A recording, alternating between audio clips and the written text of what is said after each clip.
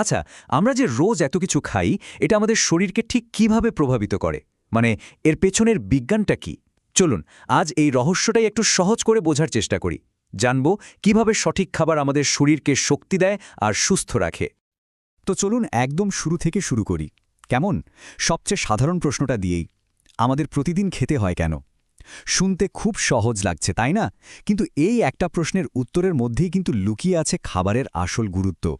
দেখুন, আমাদের source material বলছে যে খাবার আসলে দুটো প্রধান কাজ করে। প্রথমটা হলো আমাদের চলার জন্য শক্তি যোগানো, মানে ফিউল দেয়া। আর দ্বিতীয়টা হলো শরীরটাকে সব বিপদাপদ থেকে রক্ষা করা আর প্রয়োজনে সারিয়ে তোলা।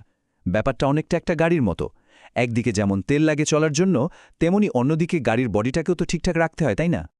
তাহলে প্রথমেই আলাপ করা যাক সেই সব পুষ্টি উপাদানদের সাথে যারা আমাদের শরীরে শক্তি যোগায়। চলুন এদেরকে একটা মজার নাম দিই, দ্য ফিউয়েল ক্রু। এরাই কিন্তু আমাদের প্রতিদিনের দৌড়ঝাঁপের মূল কারিগর। আর এই ফিউয়েল ক্রুয়ের ক্যাপ্টেনকে জানেন? সে হলো কার্বোহাইড্রেট বা শর্করা।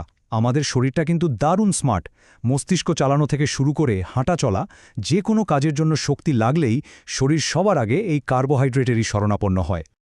ভাবছেন কার্বোহাইড্রেট কোথায় পাওয়া যায়? আরে, আমাদের প্রতিদিনের চেনা খাবারই তো ভর্তি।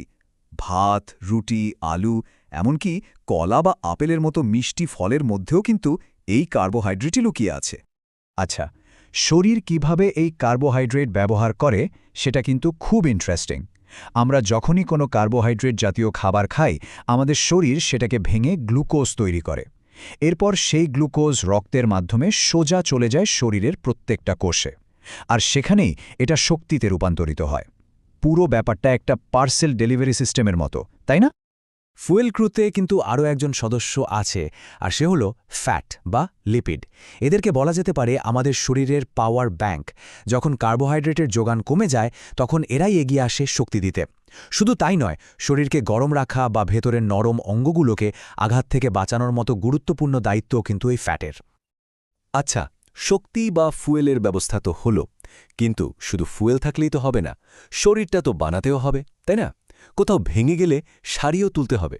আর এই কাজটা করার জন্যই আছে আমাদের দ্বিতীয় team, the build and repair crew.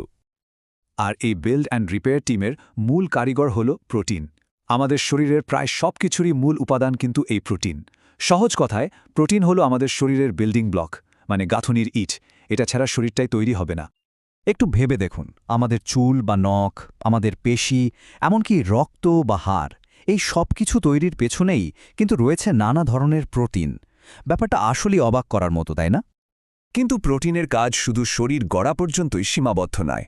কোথাও কেটে গেলে সেটাকে সারিয়ে তোলা, বিভিন্ন রোগ জীবাণুর বিরুদ্ধে লড়াই করা, এমনকি সারা শরীরে অক্সিজেন পৌঁছে দেওয়ার মতো অত্যন্ত জরুরি কাজগুলো কিন্তু প্রোটিনই সামলা। বেশ, তাহলে আমাদের ফুয়েলও রেডি, বিল্ডিং ব্লকও রেডি, কিন্তু এদেরকে দিয়ে ঠিকঠাকভাবে কাজ করানোর জন্য তো সাহায্যকারী লাগবে, তাই না? আর এখানেই এন্ট্রি হয় আমাদের সাপোর্ট স্টাফের। এই সাপোর্ট স্টাফ হলো ভিটামিন আর মিনারেলস। মজার ব্যাপারগুলো, এরা কিন্তু নিজেরা কোনো শক্তি দেয় না, কিন্তু এদেরকে ছাড়া শরীরের ভেতরের কোনো রাসায়নিক বিক্রিয়াই ঠিকমতো হতে পারে না। ব্যাপারটা অনেকটা গাড়ির স্পার্ক প্লাগের মতো। জিনিসটা ছোট, কিন্তু ওটা ছাড়া তো ইঞ্জিনই স্টার্ট হবে না। এদের গুরুত্ব যে কতটা, সেটা ইতিহাসের দিকে তাকালেই বোঝা যায়। যেমন ভাবুন, একসময় জাহাজের নাবিকদের মধ্যে স্কার্ভি নামে একটা ভয়ঙ্কর রোগ হতো।